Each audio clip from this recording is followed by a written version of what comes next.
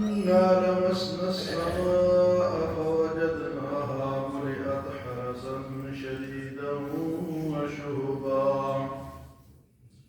وأنا كنا نقعد منها مقاعد للسمع فمن يستمع الآن يجد له شهابا رصدا وأنا لا ندري أشر أريد بمن في الأرض أم أراد بهم ربهم رشدا. سورۃ الجن، علم جنات کا ذکر ہے، جنات کی ایمان لانے کا ذکر ہے۔ حضور صلی اللہ علیہ وسلم فجر کی نماز پڑھا رہے تھے، تلاوت فرما رہے تھے کہ جنات کا ایک گروہ وہاں آیا اور انہوں نے جب قرآن سنا تو انہوں نے کہا انا سمعنا قرآنا عجبا، ہم نے تو ایک عجیب قرآن سنا ہے، زبردست قرآن سنا ہے، اور فرمایا کہ اس پہ ہم ایمان لے آئے۔ وہ جن پہلے مسلمان نہیں تھے پھر مسلمان ہو گئے۔ اس لیے حضور صلی اللہ علیہ وسلم انسانوں کے ساتھ جنات کے بھی ہیں۔ کئی دفعہ آپ صلی اللہ علیہ وسلم جنات کو نصیحت کرنے کے لیے تشریف لے گئے۔ ایک دفعہ حضرت عبداللہ بن مسعود رضی اللہ تعالیٰ عنہ کو ساتھ لے گئے اور آپ نے دائرہ کھینچا کہ میں جنات کے پاس جاؤں گا، تم نے اس کے اندر بیٹھنا ہے، دائرے سے باہر نہیں جانا۔ اگر باہر نکلو گے کہ یہ تمہیں نقصان پہنچائے گا۔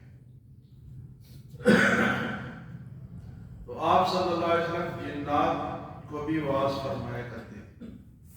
تو جب یہ جنات ایمان لے آئے تو پہلے انہوں نے کہا کہ ہمارا تو گمان تھا کہ انسان اور جنات اللہ پہ جھوٹ نہیں بولتے۔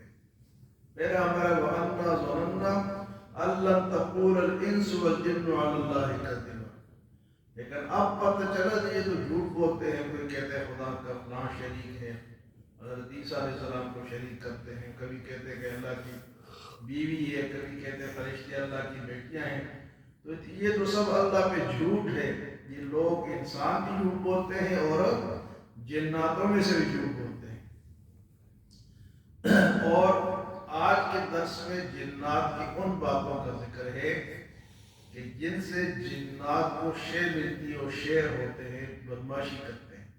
وہ کیوں کرتے ہیں کہ پہلے جب اہل مکہ یا ان کا گزر ہوتا تھا تو وہ کہتے تھے کہ اس وادی کے جنات سے ہم پناہ مانگتے ہیں، اس وادی کے جنات کا جو سردار ہے ہم اس کی پناہ میں آتے ہیں۔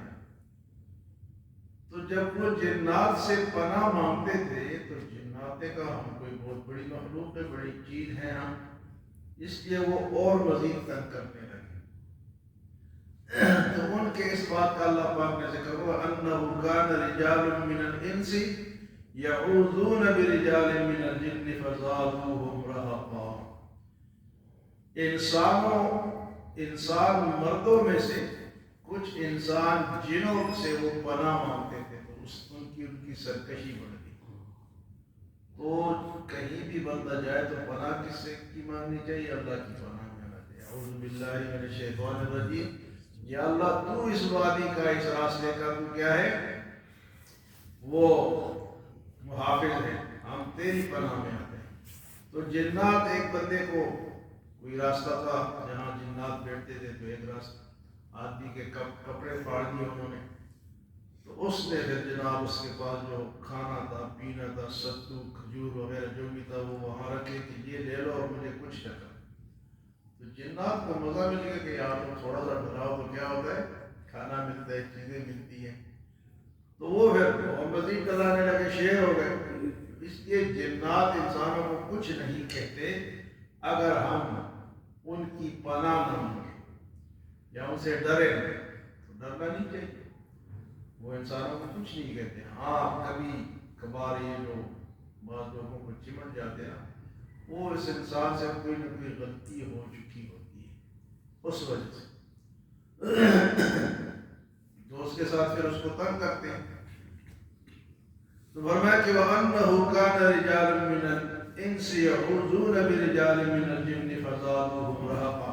پھر جنہوں نے ایک اور بات کہی وانہم ظنوا کما ظننتم ان لن یبعث اللہ احدا، اور ہمارا بھی گمان اسی طرح تھا جس طرح کی بعض انسانوں کا گمان ہے کہ مرنے کے بعد دوبارہ کوئی نہیں اٹھنا. یعنی جس طرح آج کل بھی کچھ کافر ہیں اور اس دور میں بھی تھے، تو فرمایا کچھ انسان یہ کہتے کہ بس ایک دفعہ پیدا ہو گئے دوبارہ کسی نے پیدا، ہمارا بھی یہی گمان تھا. وَأَنَّهُمْ ظَنُّوا كَمَا ظَنَنتُمْ أَن لَّن يَبْعَثَ اللَّهُ أَحَدًا، کہ اللہ دوبارہ ہمیں مبعوث نہیں کرے گا، نہیں اٹھائے گا. اور پھر فرمایا وَأَنَّا لَمَسْنَا السَّمَاءَ فَوَجَدْنَاهَا مُلِئَتْ حَرَسًا شَدِيدًا وَشُهُبًا. اس سے پہلے جنات آسمانوں پہ جاتے اور فرشتوں کی گفتگو سنتے تھے اور اس میں کچھ باتیں ملاوٹ کر کے اپنے کہانوں کو بتاتے تھے، وہ پھر لوگوں کو بتاتے اور ان سے پیسے بٹورتے. کہتے اب جب حضور صلی اللہ علیہ وسلم تشریف لے آئے اور قرآن نازل ہو گیا تو پھر جب یہ جانے لگے آسمانوں پہ تو پابندی لگ گئی. تو اس آیت میں اس کا ذکر ہے وَأَنَّا لَمَسْنَا السَّمَاءَ، جب اب ہم آسمان کو چھوتے ہیں فَوَجَدْنَاهَا مُلِئَتْ حَرَسًا شَدِيدًا وَشُهُبًا، تو ہم وہاں کے جو چوکیدار ہیں سخت قسم کے ان کو پاتے ہیں اور وہاں سے شہاب ثاقب ہمارے اوپر پھینکا جاتا ہے. وہ جو ستارہ ٹوٹ کے آتا ہے وہ جنات کو مارنے کے. تو حضور صلی اللہ علیہ وسلم کی تشریف لانے کے بعد جنات کا آسمان پر جانا بند ہو گیا. تو وہ بھی اسی آیت میں وہ اس بات کا ذکر ہے. اور اس کے بعد وَأَنَّا كُنَّا نَقْعُدُ مِنْهَا مَقَاعِدَ لِلسَّمْعِ، اور جب ہم آسمان کے راستوں میں باتیں سننے کے لیے بیٹھتے تھے وَأَنَّا كُنَّا نَقْعُدُ مِنْهَا مَقَاعِدَ لِلسَّمْعِ فَمَنْ يَسْتَمِعِ الْآنَ يَجِدْ لَهُ شِهَابًا رَصَدًا، بس ہم بات سننے سے پہلے وہاں پر شہاب ثاقب اور راستے میں تیار بیٹھے ہوتے ہیں. وہ ہمیں مارنے کے لیے شہاب ثاقب جو ہے وہ تیار ہوتے ہیں. اور اس کے بعد وَأَنَّا لَا نَدْرِي أَشَرٌّ أُرِيدَ بِمَنْ فِي الْأَرْضِ أَمْ أَرَادَ بِهِمْ رَبُّهُمْ رَشَدًا، اور کہتے ہیں کہ ہمیں اس بات کا بھی علم نہیں ہے کہ اللہ تعالیٰ زمین پر اپنی مخلوقات کے ساتھ بھلائی کرتا ہے، ان کو ہدایت دیتا ہے یا انہیں گمراہ کرتا ہے. یہ اللہ کے اختیار میں.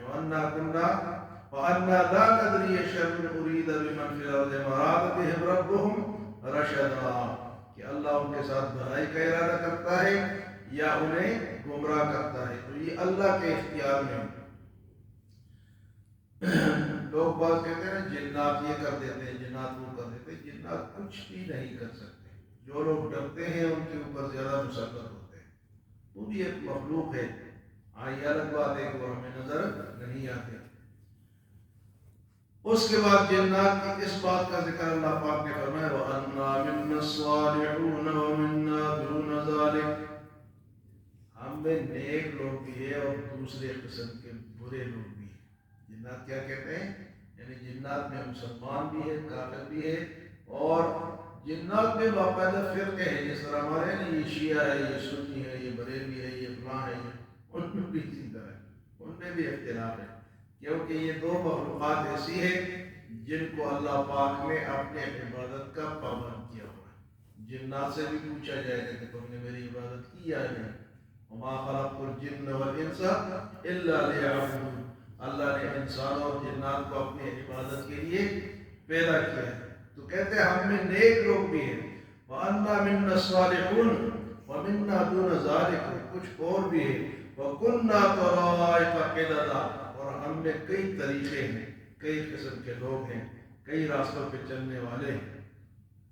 اور اس کے بعد جنات کے ایک اور بات کا ذکر اللہ پاک نے اس طرح فرمایا وَأَنَّا ظَنَنَّا أَن لَّن نُّعْجِزَ اللَّهَ فِي الْأَرْضِ وَلَن نُّعْجِزَهُ هَرَبًا، اور ہم اب یہ سمجھ گئے ہیں کہ اللہ تعالیٰ کو کوئی عاجز نہیں کر سکتا زمین میں نہ آسمان میں.